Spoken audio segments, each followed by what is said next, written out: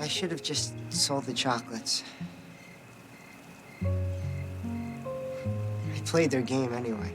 First thing that comes to mind when someone says the chocolate war is our first day of shooting, because my first day of directing anything, anywhere, and that was, we were in the middle of some small town outside Seattle, and it was freezing cold, and we were working at and around the bus stop, and I was terrified the days leading up to starting.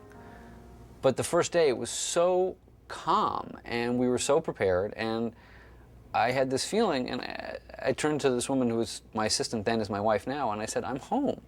This is what I should be doing. It was so relaxed. And so that was the big memory. It was just this feeling of everybody we were in some little coffee shop to keep warm, and things were getting set up. And I had a lot of adrenaline going on, and I was running around, but there was a sense of, wow, this is cool. Not, oh my God, there's 80 people, and most of them are older than me, and they want me to tell them what to do, and I don't know what to say. So that's the first thing that comes up for me, is that memory of that first day, and that kind of very happy excitement, and that sense of, I can do this, and this is going to be all right. That's like the first thing that comes back. How come you stand here every day and stare at us? We're not in a zoo, if that's what you think. Look, I don't stare. The fact that anybody gave me money to direct a movie was shocking to me, and I was so young, and I always knew I wanted to get back to directing as an idea. I'd made like short films as a teenager and stuff on Super 8 and really primitive video, but I thought it would be much later in my career that somebody would finally let me do it. I figured I'd be 40 and doing some, beach blanket bimbo thing, and that would be my chance to direct. So the fact that I was going to do something I wanted to do on my own terms, I just felt so lucky. I couldn't complain about anything. And yeah, the numbers, which were so small, it was a $500,000 budget, were staggering to me at the time. I mean, the thousands of dollars we were spending on stuff was just amazing. So yeah, it was all very exciting, and there was very little that I felt I couldn't do. I mean, I knew we were very limited in terms of funds, but I also knew that the story could be done simply, so I went in with that mindset. So there wasn't much where I ever had to go, I'd love to do X, and somebody had to go, no, you can't do that. So I felt pretty good the whole way, and we got so lucky. I mean, now looking back, I realize how lucky I was on that film in a lot of ways. The artistic freedom I was given, nobody told me what to do. I didn't have Final Cut, I didn't have any contractual protections like that. Contractually, MCEG could have, kicked my butt and taken it away and done whatever they want. But the attitude was really, well, we're spending so little, and we're hiring you because you know what you're doing, and, do whatever you want to do. So I had de facto Final Cut. I had de facto control over the distribution, which was bizarre, because they were distributing a film for the first time, so they were sort of learning, so they'd sort of have me come in and go, well, here's all the theaters in Denver, and, why don't we read about them, and, which one do you think sounds like it makes sense? And, it was this very, sort of just a whole team doing everything kind of approach that I didn't even realize at that time how rare it was. It wasn't until I did Midnight Clear and had the first time interference from an outside source or whatever that I realized how lucky I'd been on Chocolate War. Finding that location for Chocolate War, finding that school was enormous, because in getting an empty ex-seminary school owned by the state, sitting abandoned, it meant we spent, I think, like $3,000 for the entire film for our location fees, and yet we had this incredible location with desks and chairs and all this stuff that we could have never afforded. But again, when you're young and jejune and naive, you go, oh, that's what happens. We just found this perfect thing. And now I look back and go, yeah, and if we hadn't, maybe we couldn't have made the movie. But we stumbled into this place, and it was like, well, all right, that's how we do it. As a kid, I started as a huge film fan. I was one of those people who, I think it started for me when I was about 7 years old. My dad took me to see 2001 opening weekend in New York, and I was way too young to understand it, but I was old enough to know that was amazing, and I wanted to understand it, and I made him take me back over and over and over again, and that sort of started not only a lifelong love of films, but of a certain kind of film.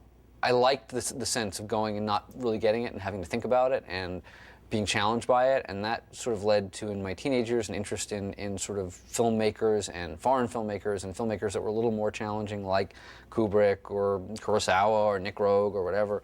And I started making, really terrible Super 8 movies, and, my little, not Bolex, what's that company? I don't remember the name anymore. But basically, and I had this awful sort of exterior sound system link up that didn't work ever at all, and the sound would drift every time you'd shoot anything. And I mostly was adapting science fiction stories because I was reading a lot of science fiction at the time. I have like several unfinished Arthur C. Clarke and Ray Bradbury films sitting in a closet at home. But I didn't know I was going to go into a career of it. It's just something I really liked. Meanwhile, I'd go to movies all the time, and I worked as an intern at the Museum of Modern Art in their film department, filing stuff after school, because we'd get credit for working out in the community at my school. So that was a way to go see great movies and hang around people who knew about movies. At the same time, I started acting in school plays and enjoying that and liking that. Again, didn't really think it was going to be a career, and had a series of weird happenstance things happen, which is usually how people's careers in this business happen. I mean, people always love to talk like, well, I had this plan, I was 7 years old and I knew what I would do the rest of my life. But generally, if you're going to be in show business, it's largely because the gods roll the dice certain ways. And I was in a school play, somebody came and saw it, they thought I was good. They said, would you come and read for this professional play? I went and I read, I got the job. I was doing that, somebody saw that, said, you want to come read for the movie Jaws 2? Read for that, got the job. Then got some agents out of that because suddenly I was starting to work. And I started working a lot as an actor in New York, and I was very lucky, and I was going back and forth between theater and film and working with really good directors and working with Brian De Palma and Bob Fosse and Joan McLean Silver. And the thing was, the more I did it, the more I knew I wanted to get back towards filmmaking and to directing. I liked acting a lot, but it was very frustrating in a way for me because I was much more interested in the whole process than in my little tiny part of the process. So I started following around directors and sort of saying, can I bug you? Can I ask why you do what you do and why you're using that lens and what is that light doing over there and can I come to the editing room? And instead of being annoyed, I really found, really to a person, every director I dealt with was really great about it and really nice about letting me be a pest. And so I was lucky enough that those were my film school teachers. It was De Palma, I did 2 films with, and Brian particularly is a teacher and has taught, so he has that attitude. I mean, he actually delights in sort of playing that mentor role. But everybody, John Carpenter and people I worked with in theater like Michael Bennett, and so I was getting all this great instruction, but I had no idea where it was going to lead. I mean, I didn't know when it would lead to doing something in production, but at the same time, I was writing screenplays, both original and adaptations, and not to any end. I mean, I remember when I was 16, I adapted Michael Crichton's The Terminal Man, even though it had already been made as a film. But I really liked the book, and I just thought, well, I could write a better screenplay than the one that was made into a movie. I don't know why I thought I could, but so I did. I sat down and I wrote. It's still sitting on a shelf, a 130, 40-page adaptation of Terminal Man. So that was all going along, and I did a film with Brian De Palma called Home Movies, and on that film, on the crew, was a young guy named Mark Romanek, who's now one of the biggest video directors in the world and commercial directors, and there's also directed One Hour Photo, the Robin Williams film. And he and I hit it off, had a good friendship going, and he wanted to make his first feature, and he had an idea for a character that he thought I'd be good to play. He didn't really have a story.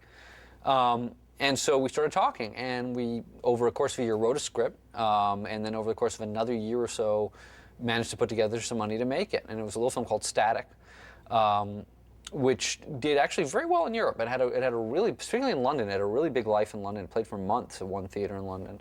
Never had a life here. It was very weird. It was very odd. It was sort of before the whole indie movement. Like, we were at Sundance like 2 years before Sex, Lies, and Videotape went, and everybody went, oh, Sundance is a big deal. Like, when we went, it wasn't even called Sundance. It was called, I think, the U.S. Film Festival.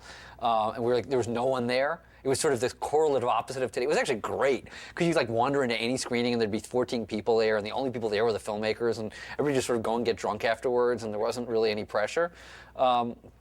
But Static sort of played the festival circuit here and got some nice reviews, but no distributors were interested in it. I mean, they'd walk out in the credits, because it was weird. It was a weird little indie movie, and now that's not seen as so strange in and of itself, but at the time there weren't many companies picking up little independent American movies.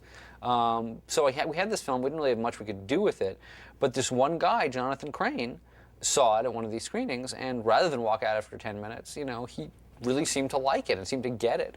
And he had liked my acting, and we met, and he had this company called MCEG, and he was managing people. He managed John Travolta, and he really wanted to move into film production. And he said, listen, what do you want to do next?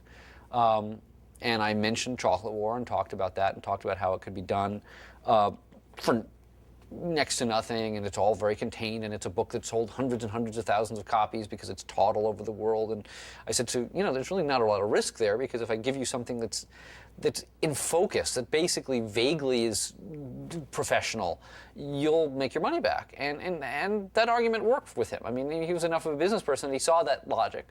And I think he liked me. And so what he said was, listen, you've never directed anything. Let's make a short film and see what you can do. And then if that goes well, I'll finance Chocolate War.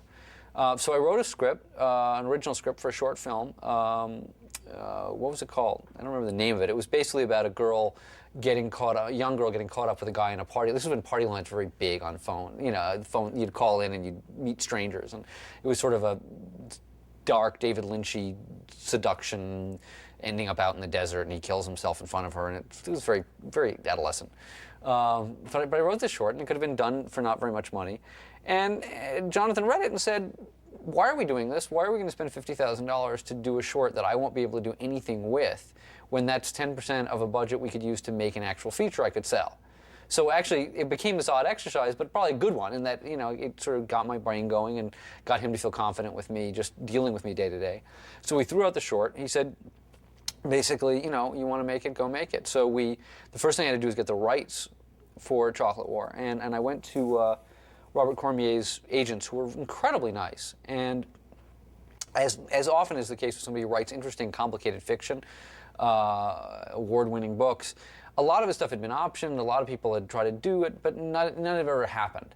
And it had been optioned by studios, but they wanted to change everything about it, and they, in the end, didn't really want to make it. They just didn't want to not, studios often have that mentality of like, well, we don't really want to do this daring piece of material. We just want somebody else to do it. So I think Chocolate War had been enough years in enough hands that they were kind of getting sick of it. And I came in and said, listen, we have no money.